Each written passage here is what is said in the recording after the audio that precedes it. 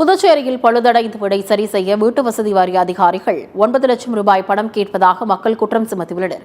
புதுச்சேரி சுதந்திர பொன் விழா நகரில் அரசு குடிசை மாற்று வாரியத்தின் மூலம் கட்டப்பட்ட 64 குடியிருப்புகளில் மக்கள் வசித்து வருகின்றனர். குடியிருப்புகள் பயனாளிகளுக்கு ஒப்படைக்கப்பட்டு சுமார் 14 ஆண்டுகளுக்கு மேலான நிலையில் வீடுகள் பழுதடைந்து வீட்டின் மேல் உள்ள சிமெண்ட் காரைகள் பெயர்ந்து விழுந்து வருவதாக கூறப்படுகிறது. இந்நிலையில் இதனை சரி செய்து கொடுக்குமாறு அதிகாரிகளை அணுகிய போது அவர்கள் கூடுதலாக 9 லட்சம் ரூபாய் பணம் கேட்பதாக மக்கள் குற்றம் சுமத்தியுள்ளனர். இந்த 64 பில்டிங்குமே சரியில்லை. எங்ககிட்ட சொன்ன அமௌண்ட் வந்தோட 10.5 லட்சம் ரூபாய் சொன்னாங்க. ஆனா இப்போ வந்துட்டு அவங்க 19.5 லட்சம் கேட்கறாங்க. அந்த 10.5 லட்சத்துக்கு நாங்க வாங்குறதுக்கான வார்த்தையே இல்லை சார் வீடு. ஆனா இப்போ 9.5 லட்சம் 19.5 லட்சம் நாங்க எப்படி கொடுப்போம்? இப்போ நாங்கள் வந்து என்ன முடிவு பண்ணியிருக்கோம்னா, எல்லாருமே எலெக்ஷன் கார்டு, ரேஷன் கார்டு, எல்லாத்தையும் ஆதார் கார்டு எல்லாத்தையும் அவங்ககிட்ட திருப்பி ஒப்படைக்க போகிறோம்.